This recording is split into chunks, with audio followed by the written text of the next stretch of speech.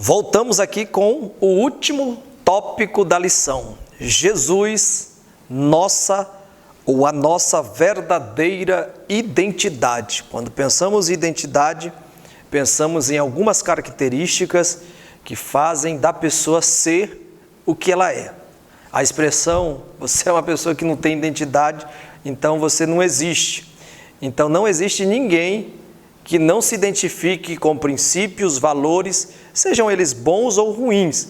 Nesse tópico aqui, a proposta é como eu, que estou ouvindo, que estou projetando a minha vida dentro daquilo que estou ouvindo da palavra do Senhor, como eu devo proceder relacionado a isso. E o primeiro subtópico diz assim: Jesus, nosso maior pregador.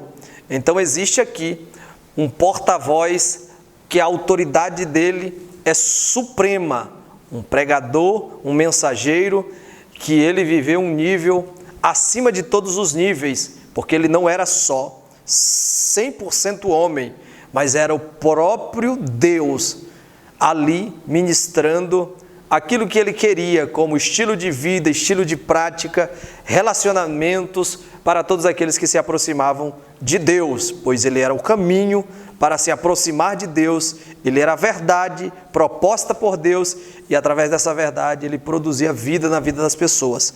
Então nós vamos perceber aqui, e na pessoa do professor Fábio, voltando aí nesse comentário, Jesus, nosso maior pregador.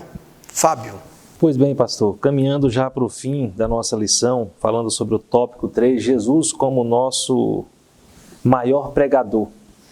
E aí o comentador chama nós a uma reflexão sobre a mensagem deste grande pregador, o nosso exemplo de pregador. Nós temos muitos bons pregadores entre nós, mas sem dúvida alguma Jesus ele é o maior de todos, é aquele que nos dá o exemplo em tudo e nos convida a seguir as suas pisadas. A mensagem desse pregador, ela é uma mensagem de amor. Nós não negamos que a mensagem desse pregador é uma mensagem de amor, é uma mensagem que convida para as boas virtudes, é uma mensagem que traça os parâmetros morais para aqueles que querem ser participantes do reino. Não é uma mensagem que exige moralismos, como muitos dizem, e nós concordamos que a mensagem de Jesus não é uma mensagem que exige moralismo. Mas para aqueles que desejam se submeter ao reino de Deus, certamente existem parâmetros morais que nós precisamos nos adequar a eles. E esses parâmetros morais são os que estão expressos nos ensinos que nós aprendemos no Sermão do Monte.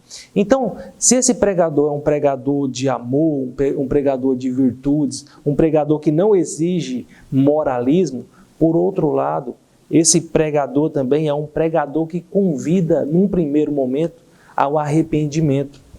Jesus, em sua palavra, disse a partir do evangelista Mateus, no capítulo 4, versículo 17, assim que ele foi batizado, nos eventos que seguiram, ele disse, expressando a sua mensagem ali, reproduzindo o que já era dito por João Batista, ele dizia: arrependei-vos, porque é chegado a vós o reino dos céus. E arrepender é arrepender, né? Então, a mensagem desse grande pregador soma-se ao amor, soma-se à prática das boas virtudes, soma-se a tudo isso, a necessidade de arrependimento. E isso também está expresso no Sermão do Monte. Nós precisamos, para ser conhecidos de Deus, é sempre importante reiterar esse ponto, para ser conhecido de Deus, nós precisamos reconhecer a nossa situação de condenação, nos arrepender dos nossos pecados e ser inseridos nesse reino maravilhoso do nosso Deus. Bem colocado aí, esse primeiro subtópico do tópico 3, como essa mensagem. E essa mensagem que saía dos lábios do Senhor é uma mensagem que alcançou muitos ouvidos. Multidões e multidões eram ali, contemplavam essa voz, ouviam. E aí, no segundo subtópico do tópico 3, diz assim: a autoridade do ensino de Jesus. De onde sobrevinha essa autoridade? Por que causava tanto impacto? Então nós vamos, nesse comentário com o professor Fábio ainda, comentando aí para nós a autoridade do ensino de Cristo. Muito bem, pastor. Muito obrigado. Então, a pergunta que fica é: de onde vem a autoridade do ensino de Cristo? É uma autoridade provinda de um conhecimento meramente humano? É uma autoridade provinda do mero conhecimento? Ou é uma autoridade provinda da prática também? E da prática da vontade de outrem. E esse outrem, da vontade, esse outrem é o Pai, né? Então nós podemos perceber nos ensinos de Cristo que Jesus ele veio para fazer a vontade do Pai. Já comentamos isso anteriormente aqui. E a vontade do Pai, ela é perfeita. A vontade de Deus é perfeita porque Deus ele é perfeito. Então a autoridade do ensino de Cristo, e que ele nos ensinou também a proceder da mesma forma para ter esta autoridade, ela é originária no primeiro momento porque ele é um ser imaculado, né, um ser santo, ele é Deus, mas também ela tem origem no fato de ele ser submisso à vontade do seu Pai, que tem uma vontade perfeita para todos nós. Então a autoridade do ensino de Cristo também vem da prática da vontade do Pai. Não é só do conhecimento teórico da vontade do Pai. E essa autoridade do ensino de Cristo, as pessoas se maravilhavam porque ela era distinta da pregação dos fariseus, por exemplo, dos religiosos da época. Porque esses homens, por mais que detinham o conhecimento, esse conhecimento era disseminado, descolado da prática. Era disseminado, descolado da prática. As pessoas ensinavam, mas não praticavam aquilo que ensinavam. E, portanto, o seu ensino acabava caindo em descrédito. Não tinha tanta autoridade. Jesus, quando ele ensina para a multidão, ele ensina sobre misericórdia e ele exerce a misericórdia. Ele ensina sobre buscar a Deus, ao Pai, e ele exerce isso. Ele ensina sobre o amor ao próximo e ele exerce isso. Ele pratica a vontade do Pai ensinada por ele mesmo. Então fica um convite para todos nós que temos a missão, uma grande missão evangelizadora, meus irmãos, você que está nos ouvindo. A nossa autoridade, a autoridade da nossa pregação é algo que não provém de nós mesmos. A autoridade da nossa pregação é medida pelo nível de obediência àquilo que nós ensinamos. É medido pelo nível de prática daquilo que nós falamos. Porque assim era a autoridade da palavra e do ensino de Cristo para aqueles dias e para os nossos dias. Quer ser poderoso em palavras? Quer ter autoridade no ensino? Deseja essas coisas que são sublimes? Pratique. Leia, releia, tenha o hábito de ler aqui o Sermão do Monte. Veja sobre as beatitudes, veja sobre como praticar as suas esmolas, as suas obras de caridade. Veja sobre a oração, isso eu estou dizendo para mim também. Veja sobre como buscar o Pai, necessidade de buscar o Pai, de ter contentamento, confiar no Senhor. Pratique todos esses ensinos que certamente nós estaremos insertos nesse reino e teremos autoridade na palavra, porque não é uma palavra que expressa a nossa mera vontade, mas será uma palavra que expressa a vontade do Pai que está nos céus, assim como fazia Cristo. Terceiro subtópico do tópico 3, Jesus como nossa identidade. Na Antioquia da Síria, em Atos dos Apóstolos, diz que os discípulos foram chamados pela primeira vez de cristão. As pessoas observavam em suas atitudes, atividades, posturas, naquilo que faziam e naquilo que se expressavam, que eles eram semelhantes a Cristo. Existe uma proposta de Deus de nós sermos semelhantes, escatologicamente falando, a Cristo um dia. Mas enquanto estivermos aqui também, existe uma proposta presente do Senhor para que nós possamos também sermos igual ou como Ele procedeu aqui em suas atividades, atitudes, tratamentos, em seu serviço, em sua missão. E aqui esse ponto é muito importante.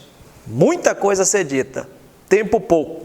Mas, professor Fábio, Jesus como nossa identidade. Pastor, essa expressão Jesus como nossa identidade, pastor, irmão Romário, irmão João, irmãos que estão nos acompanhando, amigos, é uma expressão maravilhosa para nós, nos causa um encantamento e uma alegria, mas ao mesmo tempo nos causa também uma responsabilidade, nos traz uma responsabilidade muito grande.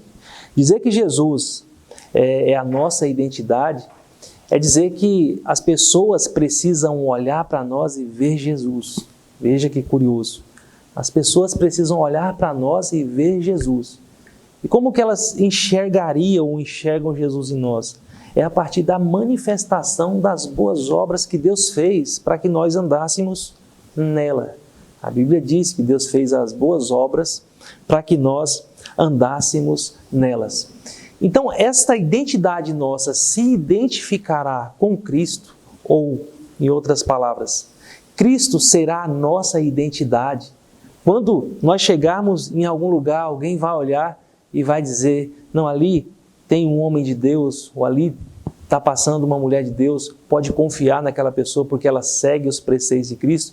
Isso vai se manifestar de forma cada vez mais evidente na nossa vida, na medida, e aí a gente retorna aqui ao ponto inicial da nossa lição, na medida em que, num primeiro momento, como bem comentou o cooperador irmão Romário, nós nos apropriamos, nós ouvimos a palavra de Deus, passamos pelo processo de regeneração que é promovido por esta palavra que vem e entra no nosso ser e nos transforma. Nós reconhecemos o senhorio de Cristo, reconhecemos a nossa situação pecaminosa e reconhecemos o sacrifício da cruz. E após isso nós começamos a praticar, nos deixamos a ser conduzidos pelo Espírito Santo para que pratiquemos as boas obras que Jesus nos ensinou aqui no Sermão do Monte, que foram desenvolvidas, essas mesmas boas obras, pelos apóstolos, pelos discípulos, estão permeadas por toda a Bíblia Sagrada, Antigo e Novo Testamento. Então, conforme nós nos apropriamos no primeiro momento, ouvimos, nos apropriamos e depois praticamos, colocamos em prática, meus irmãos, isso é muito importante. Não existe vida cristã descolada da prática. É como nós dissemos anteriormente, nós podemos conhecer muito bem sobre a Bíblia, nós podemos impressionar as pessoas, eu posso impressionar o pastor com o conhecimento, o pastor pode impressionar a mim com o conhecimento, nós podemos impressionar o presidente da República, as maiores autoridades do mundo, nós podemos impressionar com o nosso conhecimento meramente intelectual, nós podemos fazer isso. Mas se nós não praticarmos os ensinos que nós aprendemos, esse ensino ensinado e ministrado certamente será edificação para outras pessoas. Outras pessoas podem ser edificadas por esse conhecimento que temos. Mas se nós, pessoalmente, não praticarmos para a nossa salvação, para a nossa vida no reino, esse conhecimento talvez seria melhor se não tivéssemos, porque isso servirá somente para que nós nos mantenhamos na situação de condenação que se encontramos por conta da prática do pecado lá cometido por Adão. Então que fique esse chamamento, esse apelo a todos nós nessa tarde. Vamos praticar aquilo que aprendemos. Vamos aprender sim, vamos ouvir sim, mas vamos praticar os ensinos de Cristo para sermos assim participantes do reino. Foi para isso que Ele morreu na cruz. Foi para isso que o Espírito Santo, outro Consolador, está conosco. É para nos ajudar. Nós não conseguimos por nós mesmos, mas o Espírito Santo vai nos conduzir, vai nos ajudar. Vamos buscar uma vida de piedade diante de Deus, para que assim nós possamos conseguir romper as barreiras que se põem diante de nós e, glorificando a Deus, chegar no nosso alvo. Nosso alvo é Cristo. Muito bem, meus irmãos, amados, amigos, todos que acompanharam até agora, chegamos ao final aqui e glorificamos a Deus pelas riquezas preciosas do Sermão do Monte, que a proposta desse trimestre, você que é aluno da Escola Dominical, você que está acompanhando e agora tendo essa ferramenta para acompanhar, você precisa, a semelhança da proposta desta lição, com essas duas mãos, com o pão que simboliza o próprio Cristo, a palavra do Senhor, compartilhar, viver, desfrutar daquilo que Deus tem. Neste momento nós vamos orar com você e por você, para pedir que a bênção do Senhor na vida prática diária do Sermão da Montanha, as beatitudes, as bem-aventuranças, como uma tradução diz Macários, a alegria que desce do alto esteja sobre ti, teus relacionamentos e família. Ore conosco.